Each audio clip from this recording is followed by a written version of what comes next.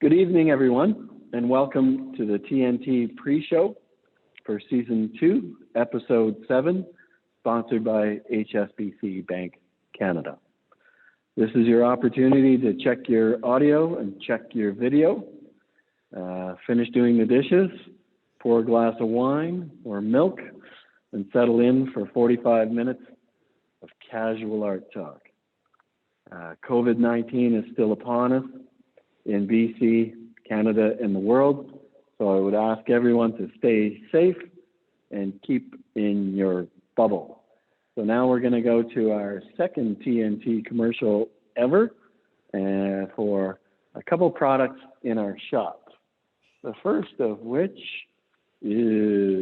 comes from Squalin Botanicals. It's a new soap that you can buy here at the shop. So go to AudainArtMuseum.com. Give that out for Valentine's. Next, all our products smell tonight, including myself. We have another scented candle. This comes from Homecoming Candle in Vancouver. Also, smells good. Thank you, Nadine. Okay, we'll go back to a little shot of me. All right, so the museum remains open Thursday to Sunday, 11 a.m. to 6 p.m. And we're taking every precaution to keep our visitors and staff safe. For those of you in Whistler, you still have an opportunity to see Rebecca Belmore's exhibition Reservoir, as well as the permanent collection. Okay, so now we're actually going to start the program. And big picture of me. Wow. Okay, welcome to Tuesday Night Talk, sponsored by HSBC Bank Canada. As mentioned, non-essential travel is still banned in British Columbia, and I would ask everyone to respect their provincial and national health orders. Tonight, we're in the permanent collection by the flashlights glow, and we're here in Whistler at the Audain Art Museum, which sits on the shared territories of the Squamish and Lillooet nations. And we have over 400 people watching again this evening, which seems to be our new standard. And thank you to all our viewers for making this such a popular virtual endeavor. So we're going to talk about the painting just behind me called Love in Loss, painting the lover's portrait of 1991 that comes to the collection courtesy of Michael Audain and Yoshi Karasawa. It's oil, enamel, tar, and gold leaf on canvas by Attila Richard Lukacs. And now we go live to Attila's studio in East Vancouver. Welcome, Attila. Hi, Curtis. Hello, everybody. 400 of you. Wow. I hope I don't disappoint 400 times. I'm sure you won't. Okay, so perhaps we can just jump right into this painting behind me. As I said, painting the lover's portrait. And first, let's talk about the subject matter, Attila. Well, first of all, when I went to Berlin, I went via New York and then Brussels, Amsterdam, and I landed in Berlin, and I was only carrying a suitcase with me. And three of the things I carried in that suitcase were a book on Caravaggio, a book on Indian miniature painting, and some paintings on tempera paintings on paper that were in my parents' kitchen of a Hungarian motifs. And those three things landed with me in Berlin because I couldn't take very much. And I think all of those aspects of what I took with me kind of landed in what was one of these first paintings of the garden, because I came to quickly realize that Berlin itself was an oasis in a desert, as these Indian miniature paintings and Persian miniature paintings were depictions of gardens as an oasis with be in these walls, and Berlin was in a wall. And so, can you speak to the three figures and the arrangement of Well, them?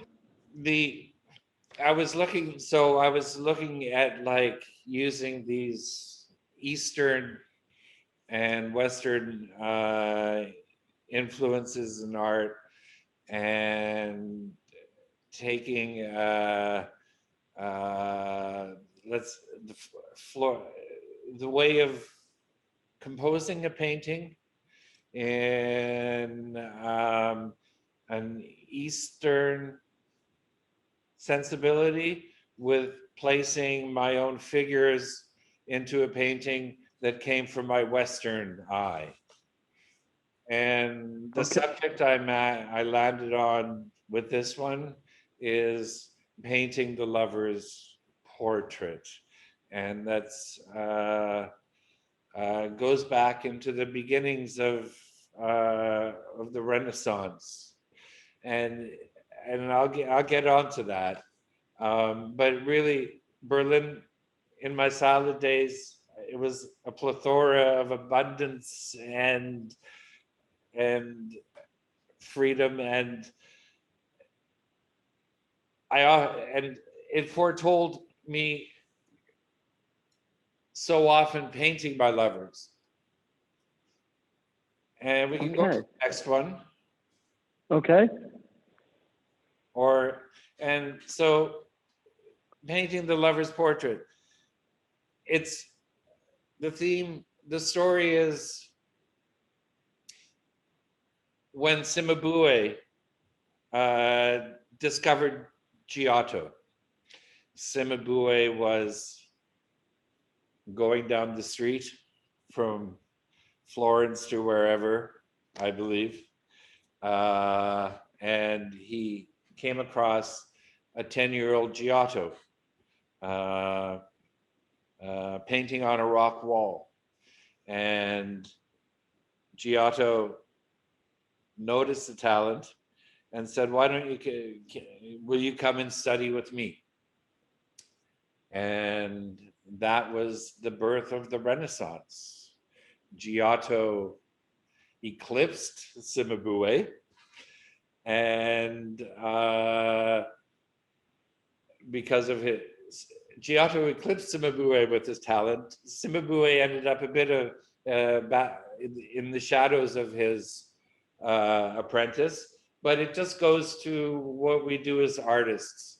We take our genius and we pass it on. We take our knowledge and genius and we pass it on to the next generation. That's a wonderful explanation, and I'm always. It remains contemporary in the sense it's a classical theme that, to me, remains contemporary, and that is, yeah. And when you say it remains contemporary, is your reference and use of the skinhead subject matter a way for you to bring things into the present?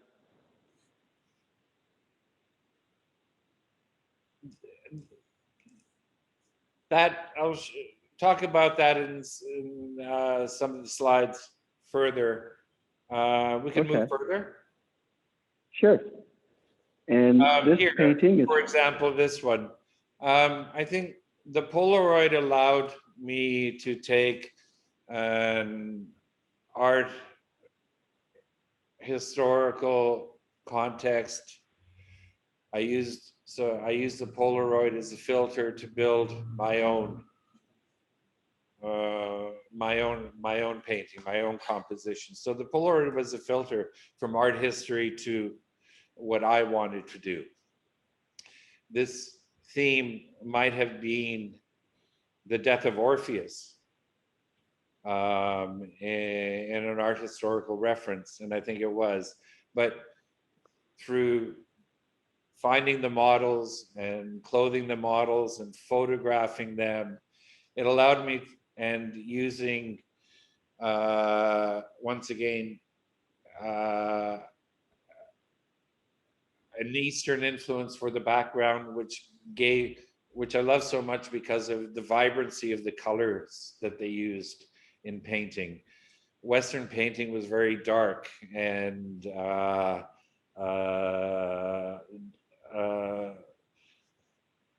use that a lot within those dark backgrounds too. But I wanted to keep the paintings of the garden. They had to be about color to me, and yeah.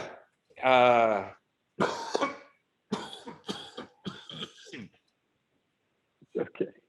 And so from the Eastern painting, you said the flatness of the background really contrasts the depth and the modeling of the figures. Is that a sort of an opposition that you're purposely approaching with this particular work? It allowed me to create a composition in a way that wasn't grounded in Western protocols, i.e. Perspective and depth and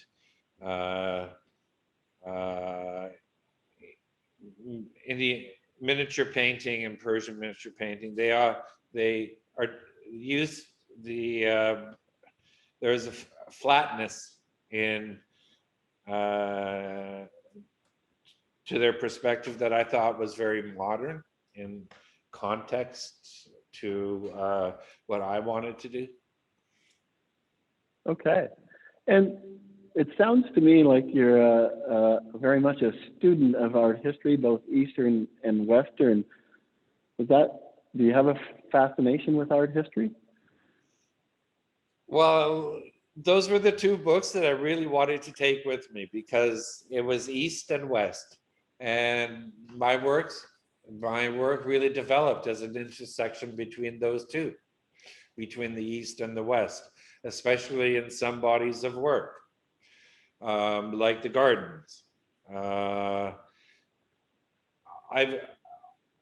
Art history is, I think, provides context, and I always like drawing upon the muses of art history. There are stories that can be told and told again, and are always fresh, depending upon how they're told. Okay. And the other thing I'm very curious about this series of Love and Loss is the work behind me. You know, the figures are at roughly 2/3 scale. Is there a reason why you work to 2/3 scale or full scale in terms of? They're actually life size. It's just what I guess I grew comfortable with working, drawing out my figures life size. I did that from the very beginning before I knew how to before I was very good at putting down a figure, but my attempts took me that direction. So the amount of figures and what's going on in the painting is the scale is really determined by the scale of those figures. And so you want your viewer to have a very one-on-one relationship with the subject matter? Would that be correct? I think that's definitely something I wanted, because I didn't want it to be intimate. I wanted the subjects to be in your face. And I remember when I was going through the Pergamon Museum in Berlin, they have this fantastic hall of marble torsos. And I would walk through that wall, that gallery of asses that was so wonderful. And I wanted to have that wonderful ass life size in your face in the painting. Sometimes I went wrong, sometimes I hit the mark. I think this one worked out well. Okay, so we'll move to another work from this same exhibition, Love and Separation, Taking Counsel.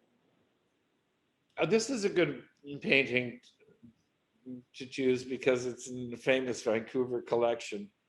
There's the intersection, there's the idea of the nocturne, the intersection between day and night, dawn and dusk. Those are magic hours and full of eros and exploration outside of the heat of day and between the act of sleep. And once again, those miniature paintings that I was referencing spoke so much about what happens at night under the shroud of dark. So that was one of my first explorations into the nocturne, which is a difficult subject. Yeah. And you'd mentioned, you know, again, referencing miniatures regularly as a source of inspiration for the background. What effect did you find when you took those background sources and then you blew them up to this life-size scale? I think that was the point of working for miniatures, because that's exactly what I wanted to do. I wanted to take them out of the context of the miniature done with brushes of one hair, and turn them into these life-size paintings. And it allowed me room for abstraction in abstractions in painting and surface. I would say explorations into painting and surface because of its scale. And you have a really nice contrast between very flat surfaces and, as I said earlier, modeled surfaces. Is that sort of a conversation you want happening in your painting at that level? Yes, and that exactly at that level. Those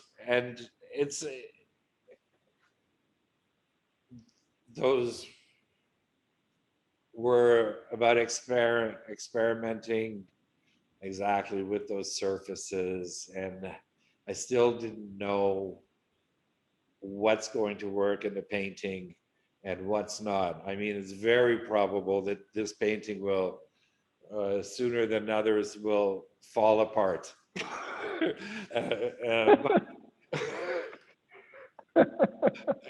But you know, those are the things you learn through painting, and I think at the beginning I was never really concerned if things lasted 100 years. It was simply the act of moving forward fast because of the scale as well. Okay. So the last slide we'll get into your, work that now dates almost 30 years back is a very interesting Antifa set from 1991. And can you talk about the inspiration behind these and then how you executed them? Well, when I was in Berlin, the wall had just come down, and the markets around Brandenburger Tor were filled with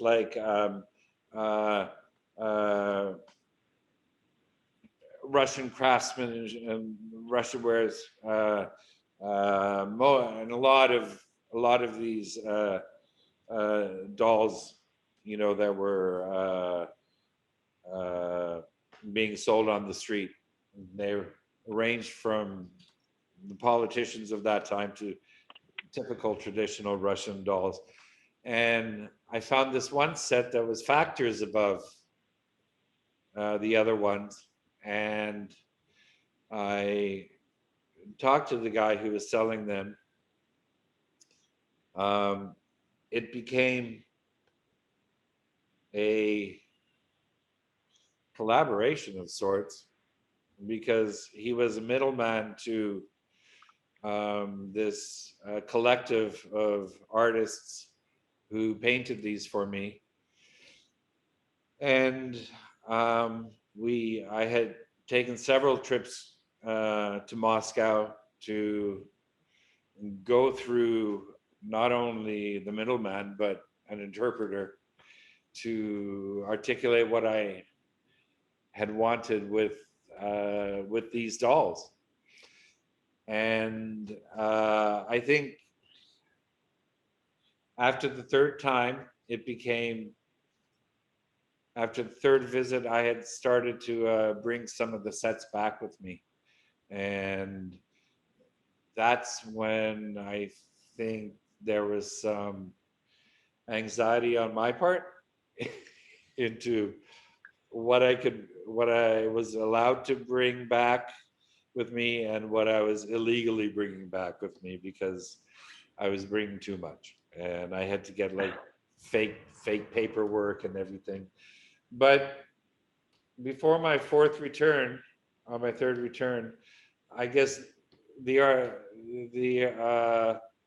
artists themselves, the collective, got scared for some reason. Perhaps so much contact with someone from the West, because it was going back and forth and happening, and they knew exactly, you know, what the meetings in the hotel rooms were about. They were all bugged still at that point, and they abruptly stopped. And so I only had a chance to edition 2.5 sets. And, you know, these sets are 30 years old now, but Antifa, as you know, is very much front and center in North America. Do you have a different perspective on these now? I think, well, yeah, of course. Where fascism exists, there has to be anti-fascism to fight it. The case in which these were created was something that was going on in Europe at that time. But I think the message is true. I think they stay. It goes back to always in Berlin, there were the 1st of May riots. And that's when there was sort of agreed upon between the city police and Antifa, which was in Kreuzberg, my neighborhood I lived in, that these riots would be allowed to happen. So overnight, the police came in and barricaded everything down, and early in the morning, the rioters and the would come out in their hoods and masks, and they'd start like tearing up the cobblestones and preparing stashes for the eventual melee throughout the day that would go from one flare up in one corner to the next. And that's how they were born to me. But of course, today Antifa has its context in what's going on in the States. Excellent. So this is a nice segue into the question and answer portion of TNT that we do every week. And we did get quite a number of questions for you, Attila. And I'll start with Friedrich in North Vancouver asks, why did you leave Berlin? leaving Berlin was pragmatic. I was never there legally. So you had to always skirt the issue that they could come and deport you right away. And it's happened to a few of my friends. But I wasn't taking an income. So I think I managed to, 10 years of going back and forth without being flagged. Eventually it came to the time when a bunch of my friends who were also expatriates decided to leave Berlin. And I chose to go to New York, as some of us did, and sort of set up a new time in New York, a new era in New York. Excellent answer. Next, we have a question from Carolyn in Squamish. Have you been influenced by German Expressionism? I think it would be difficult to live in Berlin, Germany, without having been influenced by German Expressionism. I loved nothing more than going to the museums, the National Gallery, and the other shows that would come out. And there were really blockbuster shows of all the German expressionists and, the European artists also too. So it would be hard. And really, I think Germany was, in the beginning of the 20th century, the most important art came out of Germany. And so that was always there and always left me gobsmacked. I love that term, gobsmacked. That's brilliant. And that leads really quite nicely to a question that came from Barry in Richmond. And he asked, what are the differences between creating work in Germany, New York, and Vancouver? I think the answer that I ultimately come to in explaining this to my friends and people is that I had the models in Berlin. Berlin boys loved taking their clothes off. It was not a problem. They would hang out in the Tiergarten in the park, nude sunbathing, which was just like, just a few minutes away from my studio. And I had all the models I could find. It was not a problem. It was really not a problem. When I came to New York, it became more of a problem. People were shyer. In Berlin, I was dealing with Polaroid. There wasn't internet yet. People weren't afraid that their images would be, they'd find them in places that they shouldn't find them, except perhaps in my book.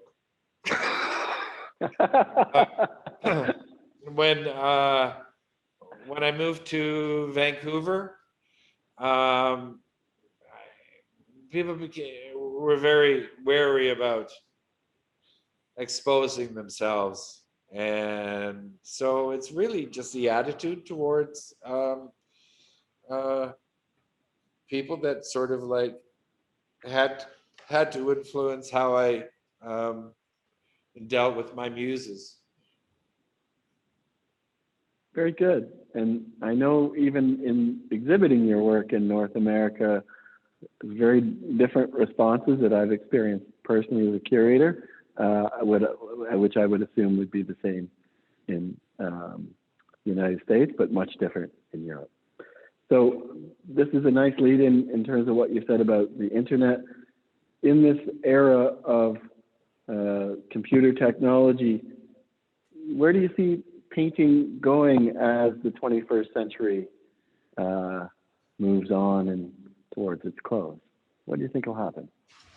And this comes from Leslie in Vancouver. I think as fresh as, as timeless as the concept, the story, the fable, whatever you want to call it, as timeless as that story of the discovery of painting, I think painting is as timeless as that story. I think people will always want to see something that's done hands-on instead of just over the computer or just a computer image. You know, probably a time will come when there's a saturation of, you know, and probably that time is now, where people have a saturation of, you know, what they see on the internet. And I think art that is created by the hand is always going to be more, well, not always, but always going to keep its importance and freshness. And I don't think it'll ever die. That's very reassuring. And I tend to adhere to that idea that, you know, things made by hand will always have a very crystallizing way of bringing people together in appreciation.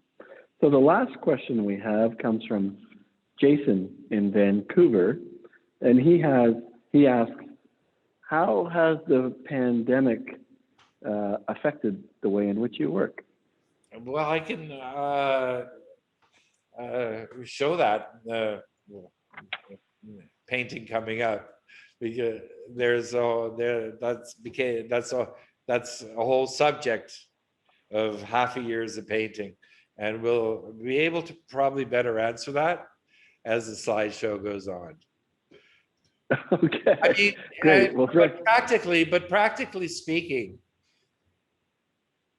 that's a subject matter issue. Practically speaking, the pandemic,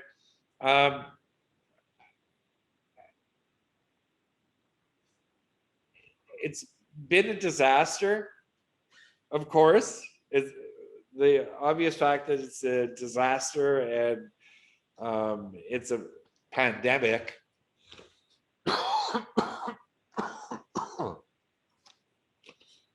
It's offered me time to be in the studio and to not think about time so much, and to work on something, and takes as long as 6 months, 4 months, or 6 months to work on a painting without feeling the rush of how it was pre-time, pre-COVID time, in the before time, Okay. Yeah. Okay, well, let's move to your recent work in the now time, and this work called An Allegory of Love with Cupid, Lucifer, and Man took you almost, well, you started in 1999 and you just finished in 2019. So talk about the expanse that it took to complete this work, and then perhaps we'll move into the subject matter. Well, okay. I started this painting in New York in '99, and I moved from New York in fall of 2000.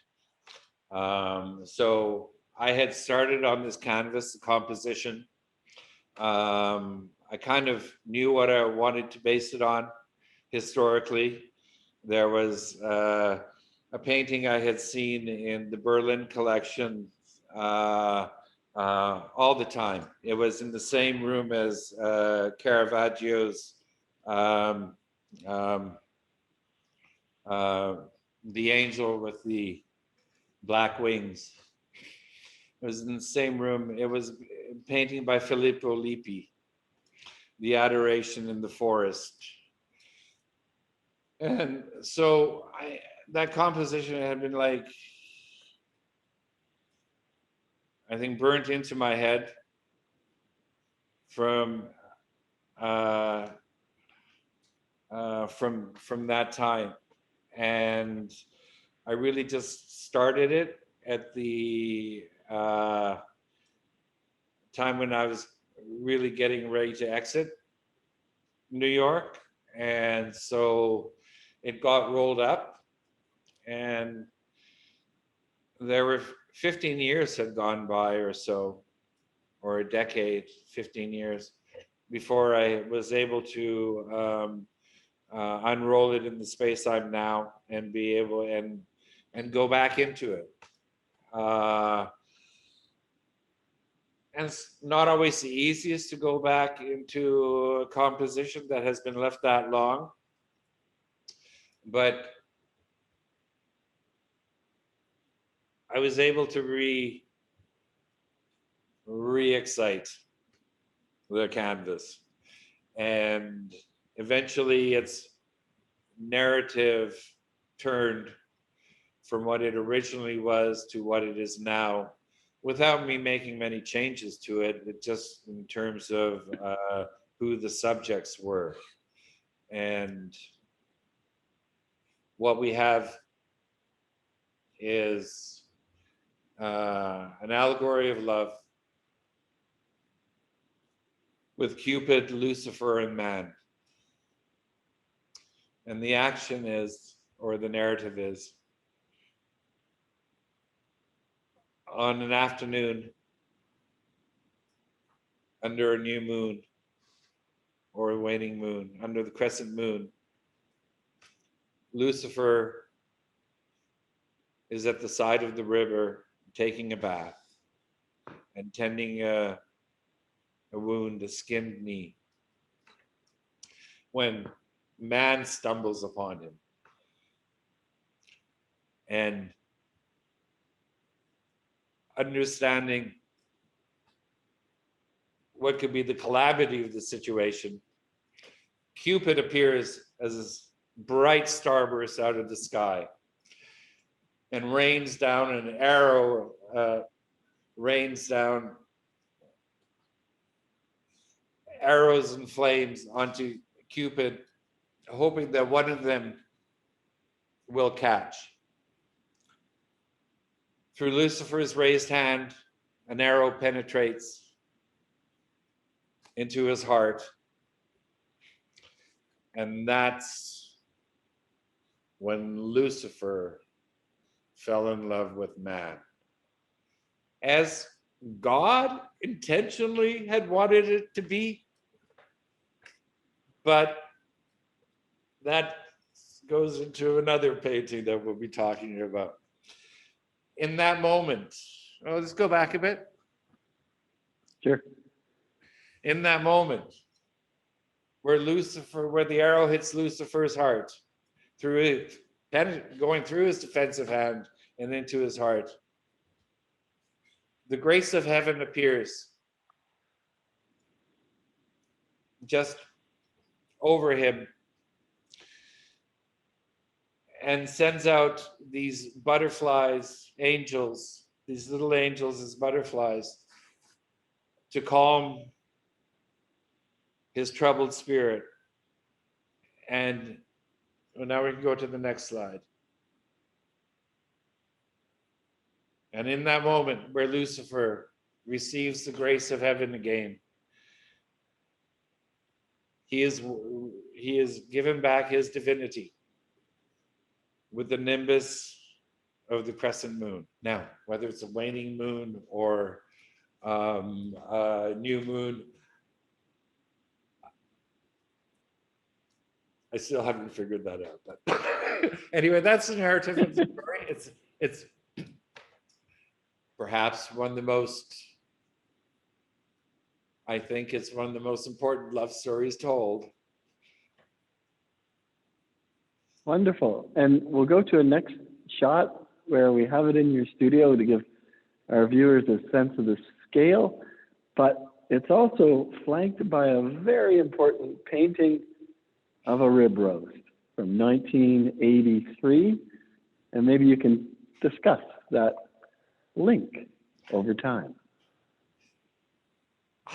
That goes from the beginning of time, from the beginning of my time as an artist to today.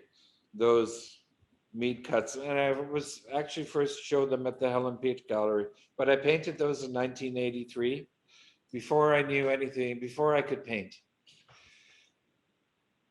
I used the simplest materials, gel medium with tempera paints and oil stick, and those were my first. That was the first time I said that was the first time that I took to painting. Between there and the story of how Lucifer fell in love with man, that's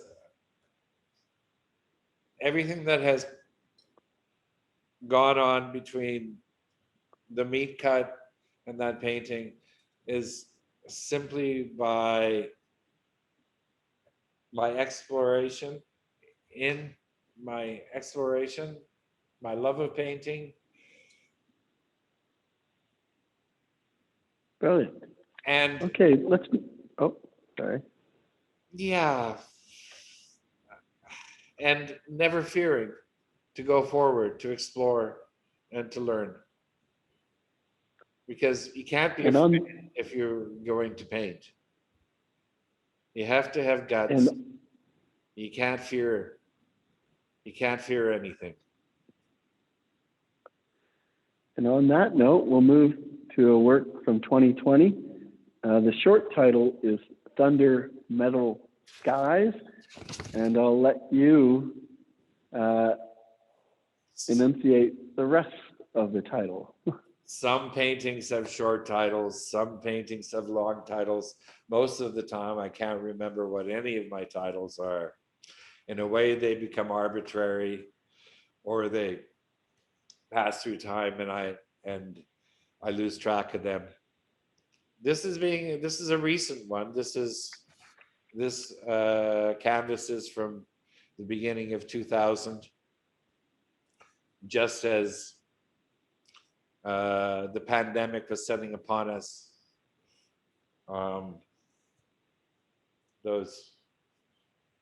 And we felt a dark period descending upon the world.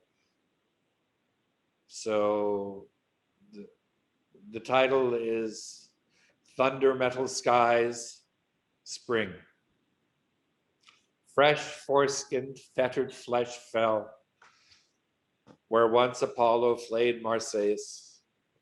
His spawn stand, gathering some to shelter before the storm. The dubs are underground. The music, the dubs are underground. And the music will save our souls. Oh, longer title than most for a painting, but I think it goes, it helps to explain the narrative sometimes a bit more than just leaving it up to the viewer, because there's so much going on. It helps to keep it in line. There's the thunder metal skies, or these skies created out of, they're supposed to be thunderous and loud. Those are names of heavy metal bands, and a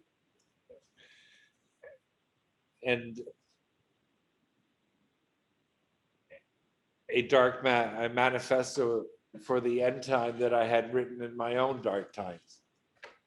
So I wanted it to be heavy, ominous, although it's violets, lavenders, it's still heavy metal. And there's a great detail shot that we have here, which has a wonderful phrase in it. Well, The end. let's go back. Do we have time? Sure. Okay, let's go back. And under those heavy metal skies, spring happens, and this was the beginning of spring.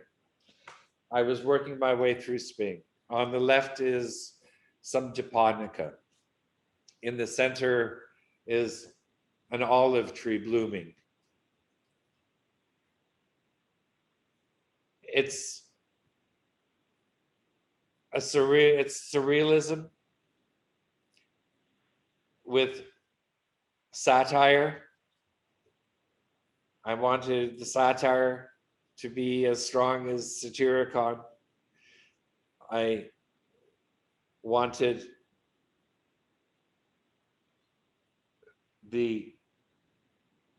I think underlying this whole the surrealism of the piece is, I guess, the moral that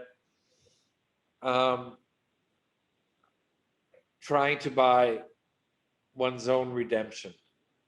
And the satyrs are the gatekeepers to something else on the other side. And there's this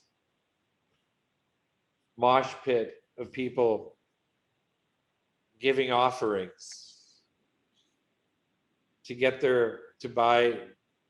find their way on the other side into redemption. And in this case, redemption is the dance floor. And the music will indeed save our souls. Wonderful. Can't go wrong with a good mosh pit. And this detail, as I was saying, the end of time is where time begins, or where times begin. That's one of those snake eating its tail statements. And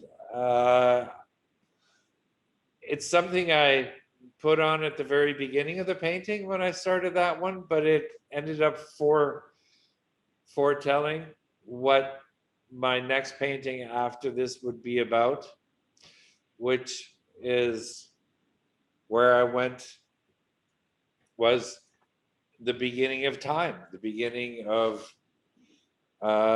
man's time.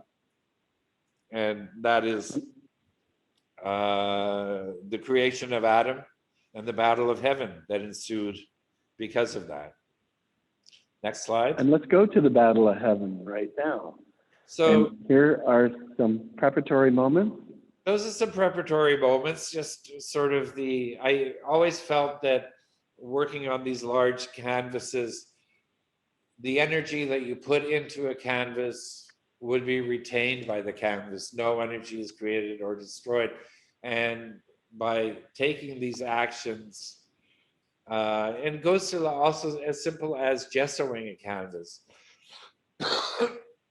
Those actions that you input into a canvas, I think the energy is, the canvas retains a memory of that energy. And so this is the time when I can afford to take a drawing and cover it up and allow the drawing to come through, and setting down. We can go to the next one. And I set down this beautiful golden asphaltum ground, which is a classical medium ground, but with these materials that I have developed over years to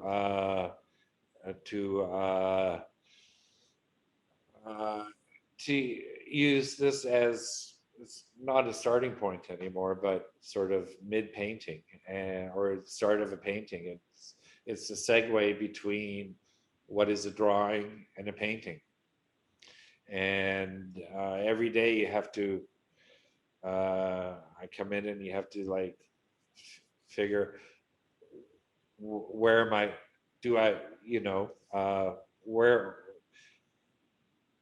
one wants to stop and save the moment, but one can't because one has something in mind. And hopefully at the end of the time it takes from beginning to end, it is still what you had in mind, with allowing you to like turn on a dime if you need to, in terms of like something happening in the painting. Okay, we'll go to a full shot of the work, and we'll close up in a minute or two here. Any general comments that you want to make about? I guess this is where you go from like what I had in my head. Go from, you know, the drawing takes you to this point, and this is the battle of heaven. The characters are the Archangel Michael, commander of the celestial armies, defeating Lucifer. The Latin is in hoc signo vinces, which means by this act conquer, by this act conquer. So the heavens have been conquered from Lucifer and his rebel angels, cast into the fire of entering the atmosphere and into the pit of the earth. After almost 2,000 years of the depictions of God being white, God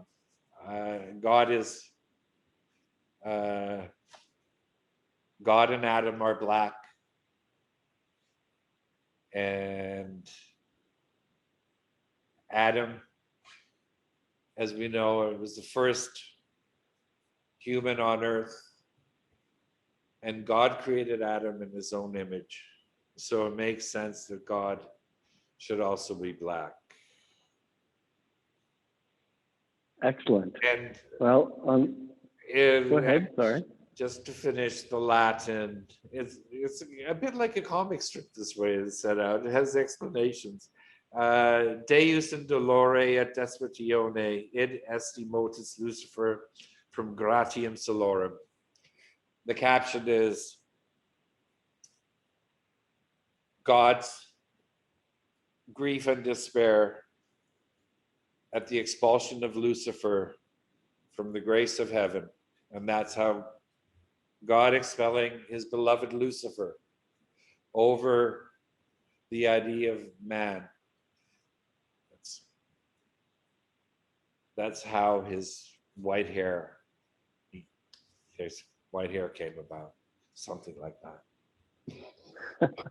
They're all stories, they're Jewish fairy tales, but you know.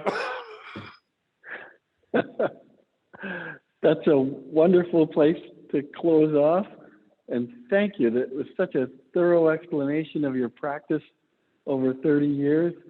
I want to thank the entire team here at the Audain Art Museum for staying focused and preparing for BC Family Day, which will be free and sponsored by the Peak magazine on Monday, February 15th.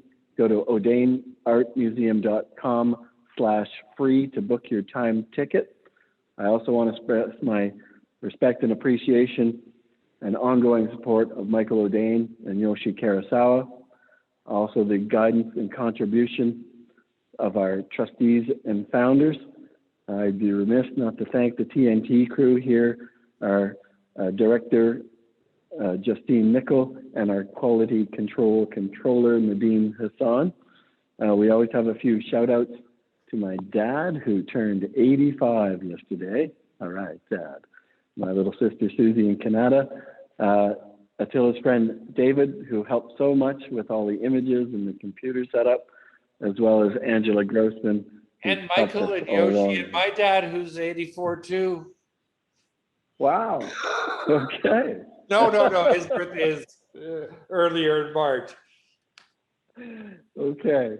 And next week, we're going to have Aaron Sheriff coming from Montreal.